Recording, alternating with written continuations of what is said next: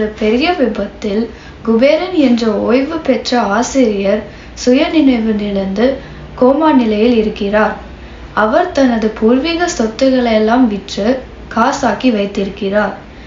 அந்த காசை எங்கு வைத்திருக்கிறார் என்பதை கண்டறிவதுதான் கதை. கதைக்குள் செல்வோமா?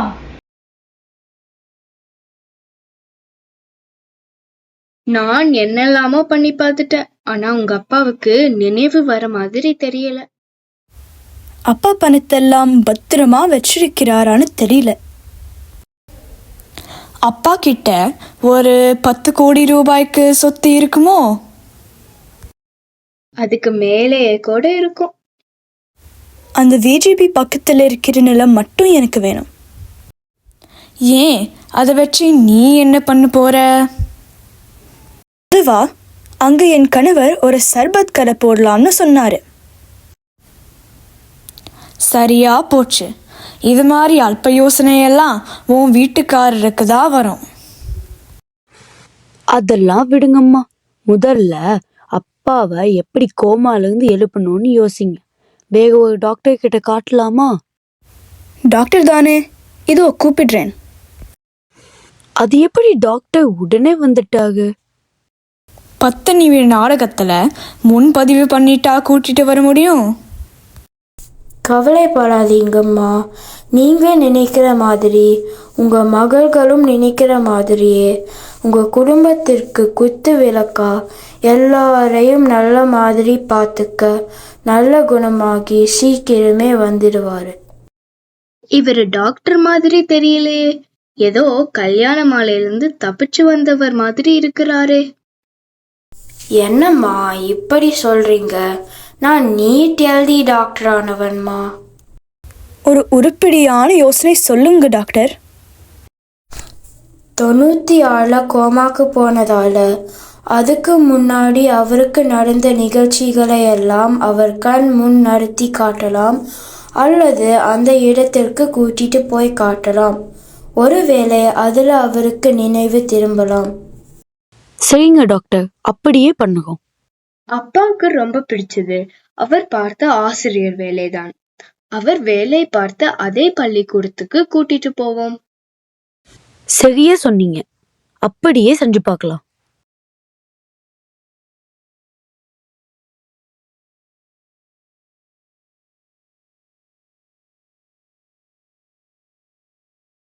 வணக்கம் டீச்சர்.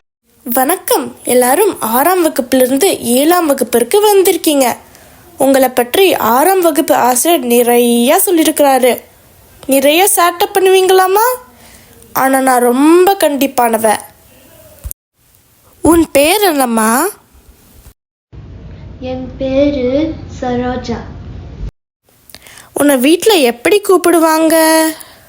பக்கத்துல இருந்தா மெதுவா கூப்பிடுவாங்க, தூரத்துல இருந்தா கத்தி கூப்பிடுவாங்க. உட்கார், தெரியாம கேட்டேன். நீ சொல்லுமா. என்கிட்ட 2 நாய்க்குட்டி இருக்கு. அதை உன்கிட்ட கொடுக்குறேன். மறுபடியும் 2 நாய்க்குட்டி கொடுக்குறேன். இப்போ உன்கிட்ட எத்தனை நாய்க்குட்டி இருக்கும்? 5 டீச்சர். இல்லம்மா, முதல்ல உன்கிட்ட 2 நாய்க்குட்டி கொடுக்குறேன். திரும்பவும் 2 நாய்க்குட்டி கொடுக்குறேன். இப்போ மொத்தமா எத்தனை நாய்க்குட்டி இருக்கும்? 5 தான் டீச்சர். பொறுமையை சோதிக்காதம்மா. இரு, வேற மாதிரி சொல்கிறேன். முதல்ல உன்கிட்ட 2 ஆப்பிள் கொடுக்குறேன். மறுபடியும் 2 ஆப்பிள் கொடுக்குறேன். இப்போ சொல்லு, எத்தனை ஆப்பிள் மொத்தமாக இருக்கும்?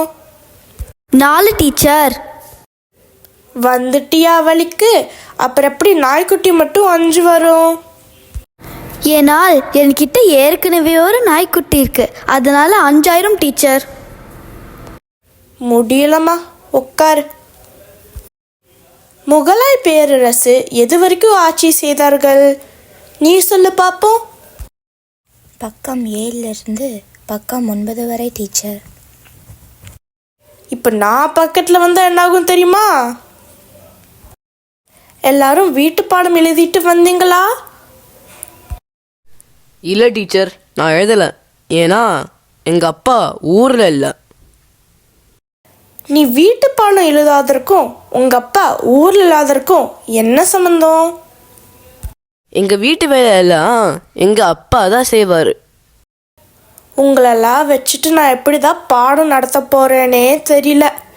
நீ சொல்லு, பூமியின் எடை எவ்வளவு? கடல், இந்த கட்டிடம் எல்லாத்தையும் சேர்த்து சொல்லணுமா இல்லைன்னா தனித்தனியாக சொல்லணுமா டீச்சர்? இப்படியெல்லாம் கேள்வி கேட்டு எனக்கு தெரிஞ்ச 1-2 விஷயத்தும் மறக்க வச்சிருவீங்க போல.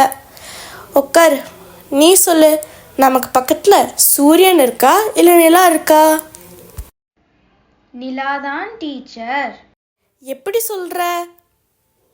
நிலா நம்ம வகுப்பில் தான் இருக்கிறாள், சூர்யா பக்கத்து வகுப்பு.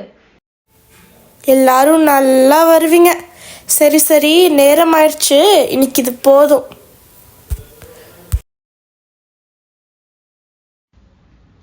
காலை வணக்கம் டீச்சர். வணக்கத்தில் என்னடா காலை வணக்கம், மாலை வணக்கம், மதியான வணக்கம்னு? தமிழ் பண்பாட்டில் ஒரே ஒரு வணக்கம் மட்டும்தான்.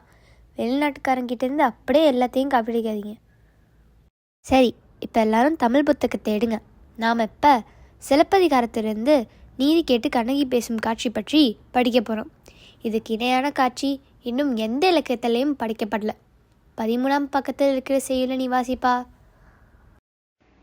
தாரா மன்னா சப்புவது உடையேன். டேய் நிறுத்து, அது தேரா மன்னா செப்புவதுடேன். நல்ல வேலை இளங்கோவடிகள் உயிரோடு இல்லை. நான் சொல்லுகிறேன் பார்.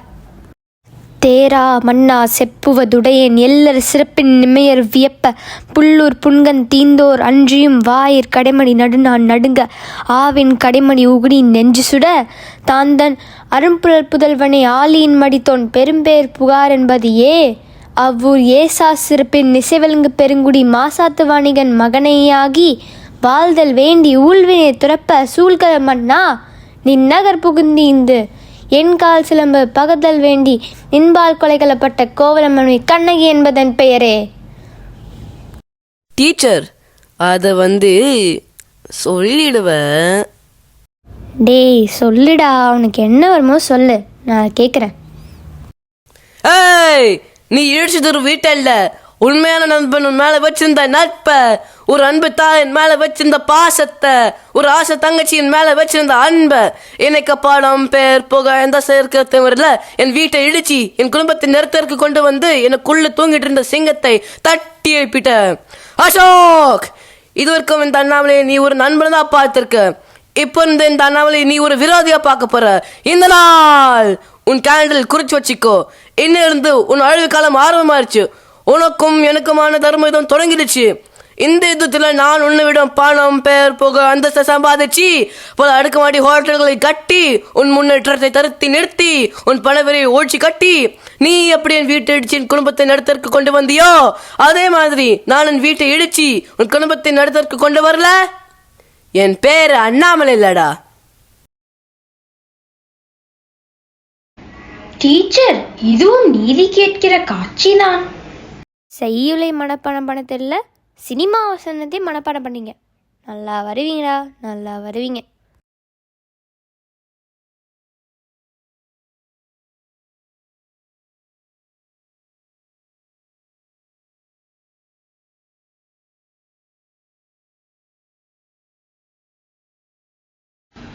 முதலில் பள்ளிக்கூடத்திற்கு சென்றார்கள். எந்த முன்னேற்றமும் இல்லை. அடுத்ததா அவங்க வருடம் நடக்கிற கோவில் திருவிழாக்கு போலாம்னு முடிவு செஞ்சாங்க. கோவில் திருவிழான்னு என்ன சும்மாவா? ஆட்டம் பாட்டம்னு ஊரே குதூகலமா இருக்கும். இங்க என்ன நடக்குதுன்னு பார்க்கலாம் வாங்க.